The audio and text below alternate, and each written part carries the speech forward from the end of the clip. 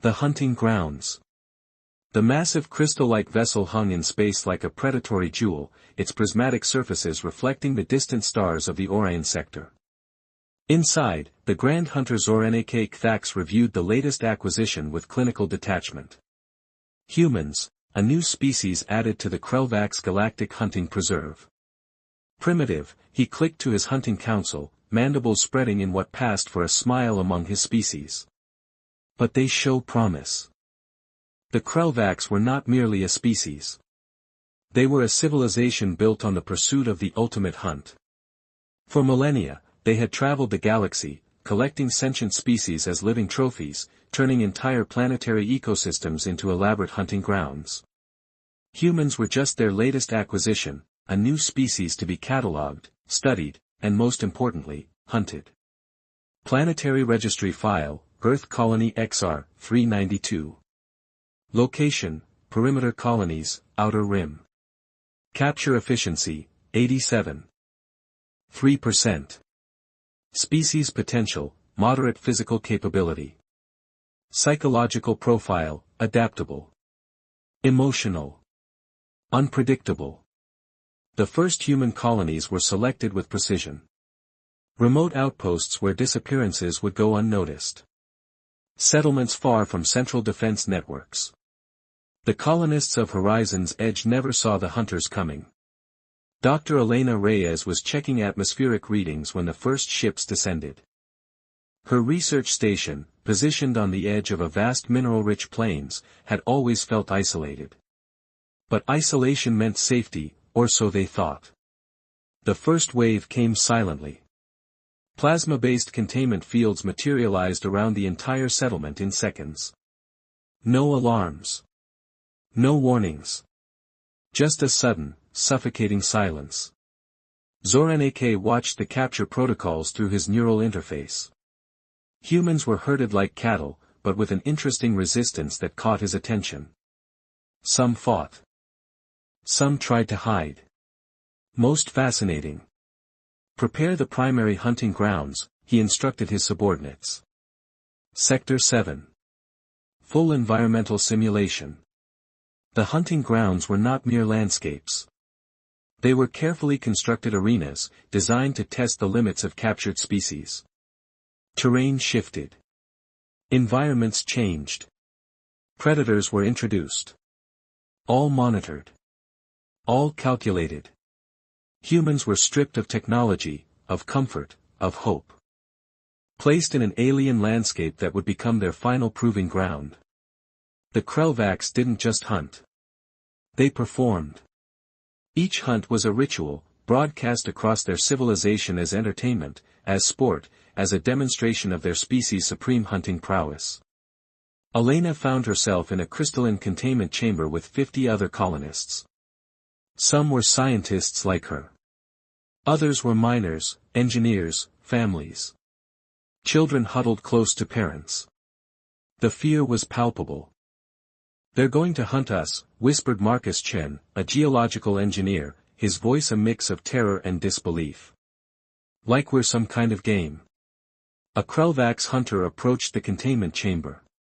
Standing nearly 3 meters tall, its exoskeleton gleamed with intricate hunting medallions, each representing a species conquered, a hunt completed. Multiple eyes scanned the humans with cold calculation. The translation device crackled to life. "Humans of Earth Colony XR, 392, the hunter's voice emerged, a series of clicks and electronic translations. "You have been selected for the Great Hunt. Your survival is your only value. Prove your worth." With a sudden rush of energy, the containment chamber dissolved. Humans tumbled into an alien landscape. Rocky terrain. Atmospheric conditions slightly toxic. Multiple predatory species lurking in the shadows. The hunt had begun. What the Krelvax didn't understand, what they could never comprehend, was the fundamental nature of human survival. Adaptation wasn't just a skill for humans. It was an art form. In the shadows of alien rocks, Elena Reyes looked at the surviving colonists. Her scientific mind was already calculating. Already planning. The hunters thought this was a game. They were terribly, fatally wrong. Breaking the prey. 3 days into the hunt, and the landscape had already become a crucible of human survival. The Krelvax had introduced increasingly complex challenges, expecting the humans to break. Instead, they were witnessing something entirely unexpected. Elena Reyes had become the unofficial leader of the human survivors.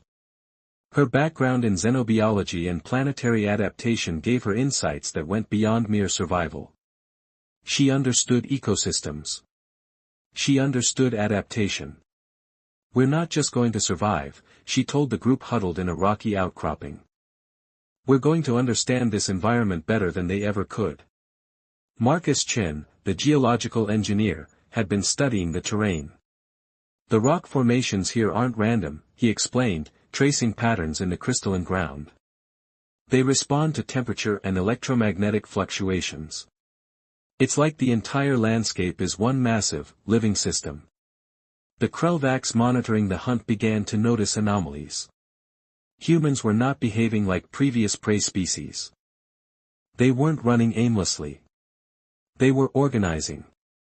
Studying. Planning. In the central observation chamber, Grand Hunter Zorenike watched with growing unease. "Analyze their movement patterns," he demanded of his tracking team. The holographic displays showed something unprecedented. The humans were creating a network. Sharing information.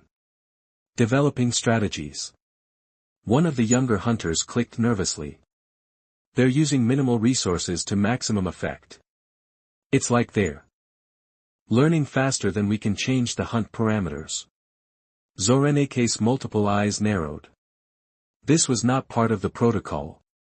On the hunting ground, Elena's group had discovered something crucial. The predatory creatures introduced to hunt them had specific behavioral patterns. Patterns that could be manipulated. "Look," Marcus pointed out, "these creatures hunt using vibrational detection. If we can control our movements, create specific sound patterns, we can actually confuse them." The first true act of defiance came unexpectedly. A group of miners, led by a woman named Gabriela Rodriguez, discovered they could use the mineral compositions of the rocks to create makeshift tools. Fragments of crystal, when struck in specific ways, could generate electromagnetic pulses that disrupted the hunting drones. "They want a hunt," Gabriela muttered, fashioning a crude weapon. "We'll give them a hunt." The Krelvax had a fatal flaw in their hunting methodology. They saw species as static. Predictable. But humans were anything but predictable. A young engineer named Kai Wong developed a communication system using subtle vibrations, almost like a language that the hunting drones couldn't detect. Humans began to coordinate their movements, their survival strategies, creating a collective intelligence that was greater than the sum of its parts.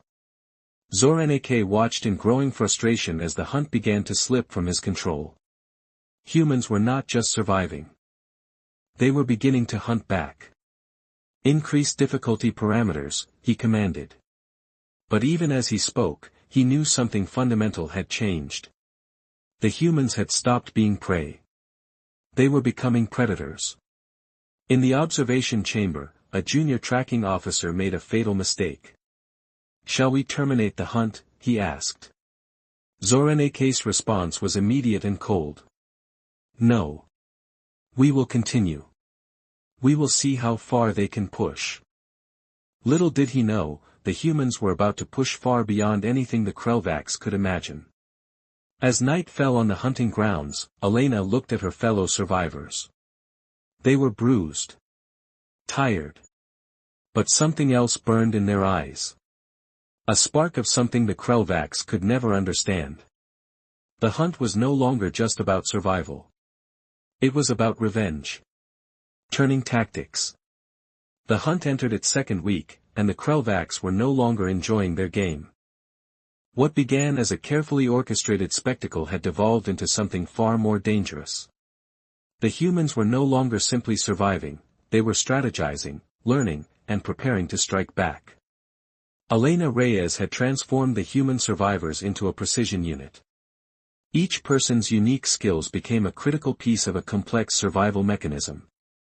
Gabriela Rodriguez's mining expertise allowed them to create improvised tools and weapons. Kai Wong's engineering skills helped them understand and manipulate the alien technology. Marcus Chen's geological knowledge became their map and shield. "We're not just fighting to survive," Elena explained during one of their nightly strategy sessions. "We're fighting to turn their own system against them." The breakthrough came from an unexpected source. A group of children, initially thought to be liabilities, proved to be their most valuable asset. Their ability to observe, to play, to experiment without the rigid constraints of adult thinking, revealed crucial insights about the hunting grounds ecosystem. 10-year-old Zara Thompson discovered that certain rock formations created specific sound frequencies when struck. These frequencies could be used to communicate across vast distances without detection, and more importantly, they could manipulate the behavior of the predatory creatures introduced to hunt them. Zoreneke's frustration reached a boiling point. The hunt was no longer a demonstration of Krelvak's superiority. It had become something else entirely. "Increase the threat level," he demanded. But his subordinates were growing nervous. Grand Hunter, one of his tracking officers reported, "The humans are no longer responding to our standard hunting protocols. They're adapting faster than we can modify the environment." The humans had begun to turn the hunting ground into their own weapon. They studied the predatory creatures, understood their hunting patterns, and began to use them strategically. Creatures meant to hunt humans were now being redirected, controlled, transformed into potential allies. Gabriela and a team of miners discovered they could create electromagnetic disruptions using the mineral compositions of the terrain. These disruptions interfered with the Krelvak's tracking systems, creating blind spots in their surveillance. Kai Wong's most significant contribution was breaking into the alien communication networks. What began as attempts to understand the hunters' language quickly evolved into something more, a way to manipulate their systems, to send false signals, to create confusion. "They think of us as prey," Kai explained to Elena. "But prey doesn't hack your communication systems." The first major victory came when they managed to redirect an entire pack of predatory creatures toward a Krelvak's observation outpost. The hunters watched in disbelief as their own carefully introduced threats became a weapon against them. Zoreneke could no longer deny the truth. This was no longer a hunt. This was a war. "Prepare full containment protocols," he ordered. But even as he spoke, he knew it was too late. The humans had learned the most important lesson: in a game of survival, the most adaptable species always wins. As night fell on the hunting grounds, Elena looked at her team. They were no longer survivors. They were becoming something else entirely. Predators. The Krelvaks had made a fundamental mistake. They had hunted humans for fun. But humans don't play games. Humans win them. The psychological warfare. The hunting grounds had transformed into a nightmare for the Krelvaks. What began as a meticulously planned spectacle of dominance had become a psychological battleground where humans were systematically dismantling everything the alien hunters believed about prey and predators. Zoreneke watched the holographic displays with growing horror. The humans were no longer just surviving, they were deliberately, methodically breaking the psychological framework of the hunt. Elena Reyes had become something more than a leader. She was a strategist who understood that the most powerful weapon was not a physical tool, but the mind itself. "They hunt us because they believe we're predictable," she told her team during a strategy session hidden in a network of caves they had mapped and modified. "We're going to show them just how wrong they are." The psychological warfare began subtly. The humans started leaving deliberate false trails, creating scenarios that would confuse and disorient the Krelvaks hunters. They would trigger traps, only to be nowhere near them. They would create sound patterns that mimicked prey, then appear in completely unexpected locations. Kai Wong had cracked a significant portion of the Krelvaks' communication systems. More importantly, he had learned to exploit them. False communications were sent, creating internal confusion among the hunters. Reports of human locations that were entirely fabricated. Warnings about non-existent threats. The children became their most unexpected weapon.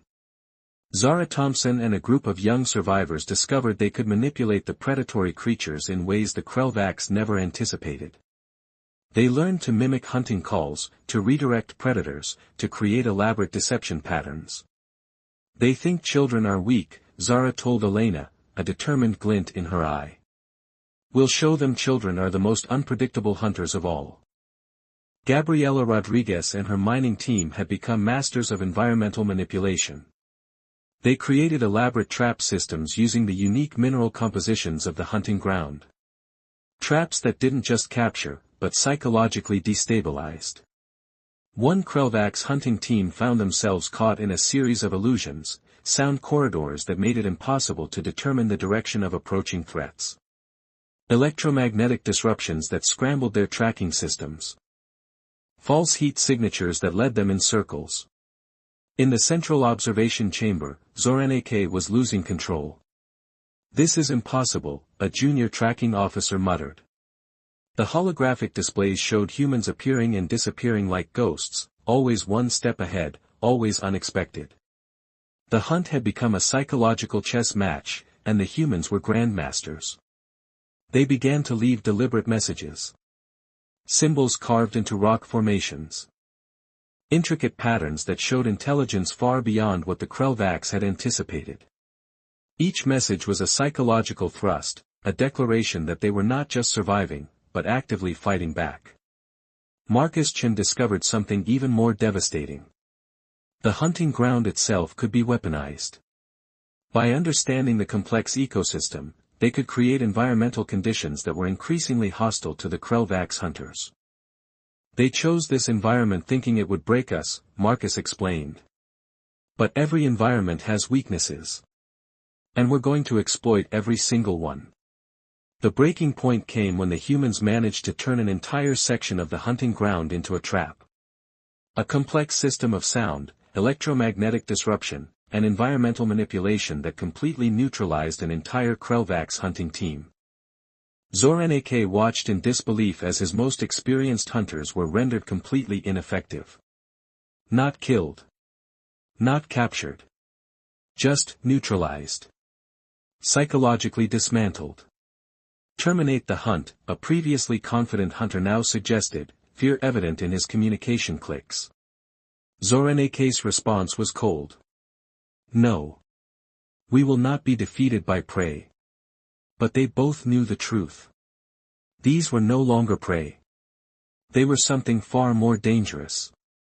As night fell on the hunting grounds, Elena looked at her team. They had stopped being survivors. They had become hunters. And the Krelvax were about to learn the most painful lesson of all: never underestimate a species pushed to its absolute limit.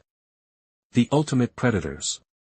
The final stage of the hunt arrived not with a gradual progression, but with an explosion of human ingenuity that would forever change the galaxy's understanding of predator and prey. Elena Reyes stood at the center of their hidden base, surrounded by the survivors who had transformed from captives to the most feared hunters in the galaxy. The plan they had crafted was nothing short of revolutionary. "We're not just going to escape," she told the assembled group. "We're going to dismantle their entire hunting infrastructure." Kai Wong had done the impossible.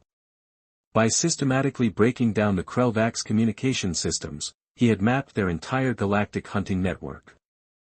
What they discovered was horrifying: hundreds of planets, thousands of species, all reduced to mere trophies in the Krelvax hunting culture. Gabriela Rodriguez and her team had turned the hunting ground's mineral compositions into a weapon of unprecedented sophistication. They had created electromagnetic disruptors that could penetrate the most advanced Krelvax shielding. Weapons that didn't just destroy, they unraveled. The children, once thought of as the weakest link, proved to be their most potent psychological weapon.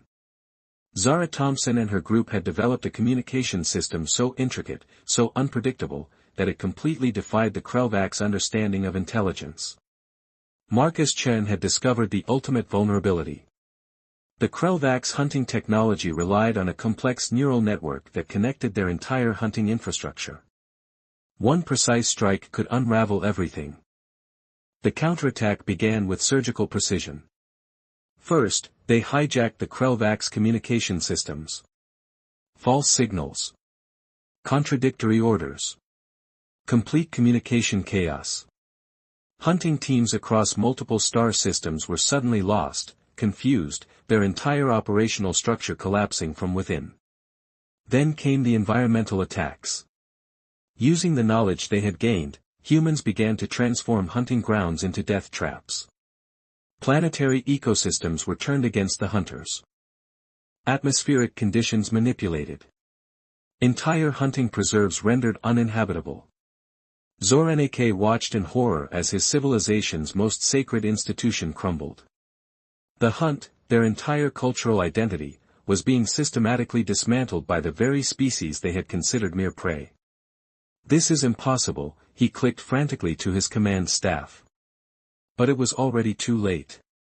The humans were doing something the Krelvax could never understand. They were fighting not just for survival, but for every species that had ever been hunted. Their final strike was devastating. Using the captured Krelvax technology, they broadcast a message across the entire galactic hunting network. Not a threat. Not a warning. But a declaration. You hunted us for fun, the message read. We are not a game. We are not prey. We are humanity. Entire Krelvax hunting fleets found themselves trapped in systems where the very environment had become their enemy. Communication networks collapsed. Hunting preserves turned into graveyards of alien technology. The psychological impact was total. The Krelvax, a species that had built its entire civilization on the concept of the hunt, suddenly found themselves hunted. In the final moments, Zornak faced the ultimate humiliation. Trapped in his own observation chamber, watching as the humans systematically dismantled everything his species had built. Elena Reyes looked directly into the communication system, her message clear and cold. This is what happens, she said, when you mistake humans for prey. The galaxy watched as the most feared hunting civilization in known space was brought to its knees by the very species they had underestimated. Humanity was no longer just a species. They had become the ultimate predators. And the hunt was over.